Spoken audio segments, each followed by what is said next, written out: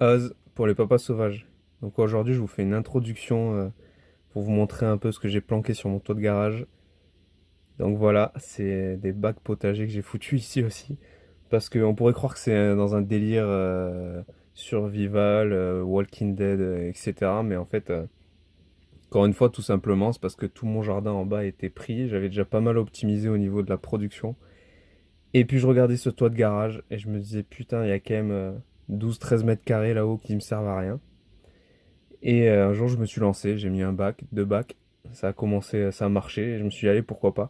Donc j'en ai pas mis plus que ce qu'il y a actuellement, parce que j'ai peur de trop surcharger en fait mon toit par rapport quand il pleut, tout ça, de pas faire, je vais pas faire tomber mon toit de garage quand même, ou des infiltrations dans le garage, ça serait pas optimisé.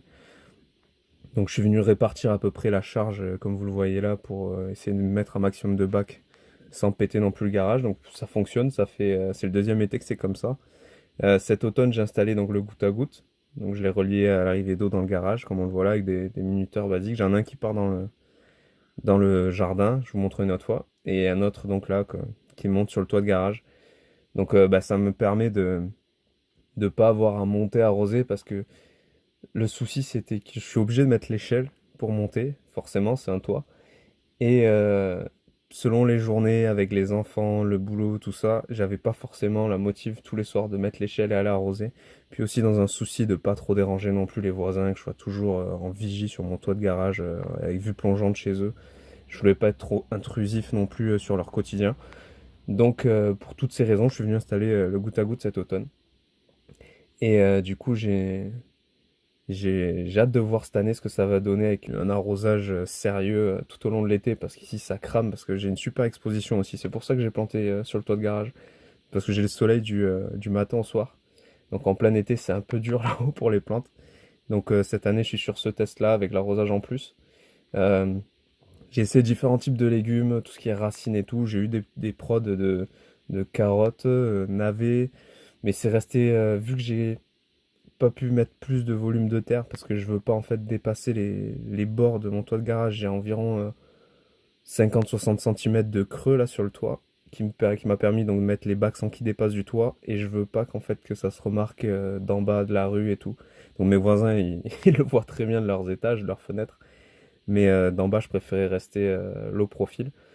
Du coup voilà j'ai intégré les bacs à ras et je voulais mettre des plantations qui ne dépassent pas non plus. Donc c'est pour ça que je suis en plein test, hein. Là j'ai fait, je suis beaucoup sur la salade, du radis, plantes aromatiques. Persil tubéreux aussi là, il est en train de monter là cette année. Il a passé l'hiver dehors, je l'ai pas ramassé parce que les bulbes étaient trop petits et là il est en train de monter donc je vais voir ce que ça va donner. Donc là de l'épinard, c'est cette année j'essaye.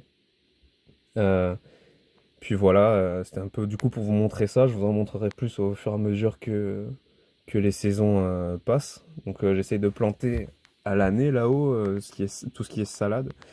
J'ai aussi fait des mini-serres, donc là j'ai plus les plexis dessus. Je vous montrerai ça donc cet automne, cet hiver. Donc ils sont démontables pour que ça soit, je puisse me servir des bacs quand même l'été. Euh, je crois que j'ai fait plus ou moins le tour de tout ce que je pouvais dire pour une présentation. Si ça vous intéresse, n'hésitez pas à poser des commentaires pour qu'on en discute.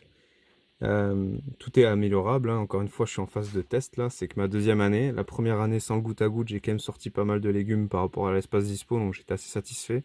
Donc pour cette année, voilà, j'ai bon espoir. À plus.